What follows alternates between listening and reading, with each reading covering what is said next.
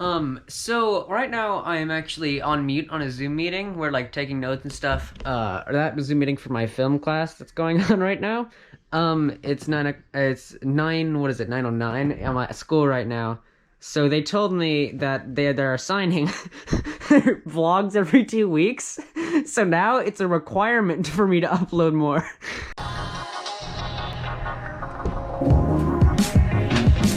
It's gonna be a different video this time. Instead of showing you a story about my life, I'll be telling you about one. I feel like this could be a new series on my channel. Who knows? Anyway, this is the time when I had to get 5 stitches at the Grand Canyon. Welcome to that time.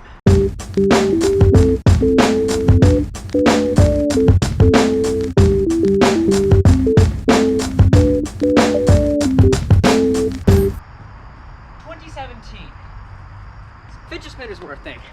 A solar eclipse happened, and in October of that year, my father decided to take me on a 2-day trip to see, well, among other things, the Grand Canyon.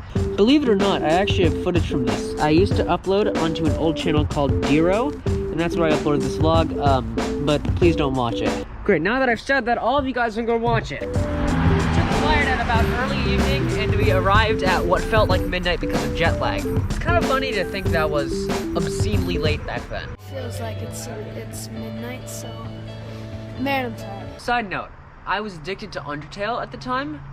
That's not really relevant, but I figured some of you guys might want to know that. At the airport, we got a rental car that was actually fancier than my dad wanted it to be. It was a Chevy Malibu.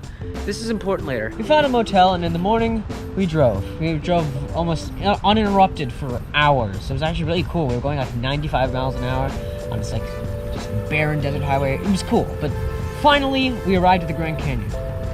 I'm telling you, nothing, I mean nothing can prepare you for when you first see the Grand Canyon.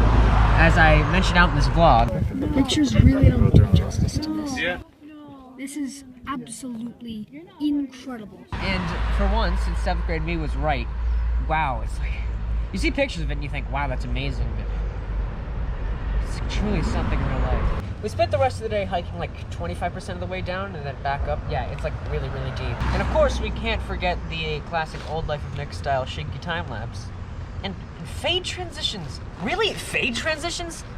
What was I thinking? When we woke up, we walked the freezing path to the way to the bike tour. Yeah, freezing. It's amazing how wildly the temperature changes when you're high up in a desert. Now, when we were on the bike, I was totally showing off because I was 7th grade me.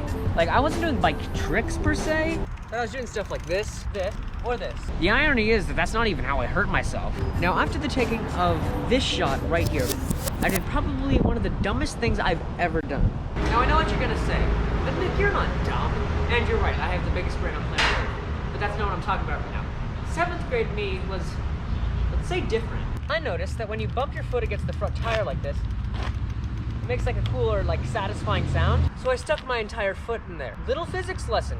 When you stick your foot in the front tire, it stops basically completely, which means this one's still spinning, which means you flip over. I didn't realize that until it was too late. I fell in such a way that I scraped my left shoulder, I scraped the left side of my face, and I split some skin open above my right eyebrow. This happened.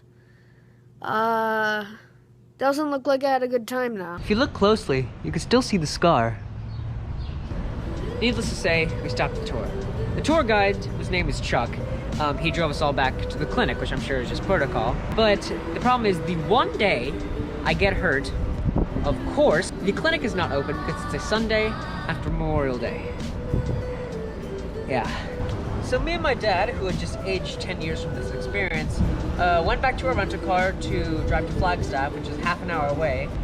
And that's where the nearest hospital is. We went to drive back. But you can't make this up. The car wouldn't start. After all this trouble, the car would not start. We later learned this was a problem with a lot of Chevy Malibus. We didn't know it then. Now, while he was freaking out trying to figure out what to do, I was just in the cafeteria eating some chicken like a normal person, except that I had a scratch on my face, scratch on my shoulder, and I needed 5 stitches above my eyebrow. I didn't even care that people were staring at that point. Now, after like 2 hours or something like that, we found out that Chuck was actually available to drive us to the Flagstaff Hospital in the bike tour van, which is like a total 3-hour trip there and back. He did it for free.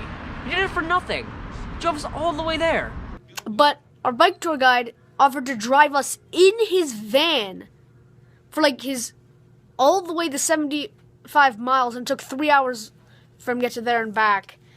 And he just did it the whole way. Wow. The trip to the hospital went smoothly. I got 5 stitches here. And the rest of the trip was magnificent. We got to Sedona as well. We got an extra day at the Grand Canyon. Oh, look at this. And then I just got home, going back to school. And actually, fun fact, I got PTSD while writing this script because I had to tell it so many times in school. Moral of the story, helmets. Wear them.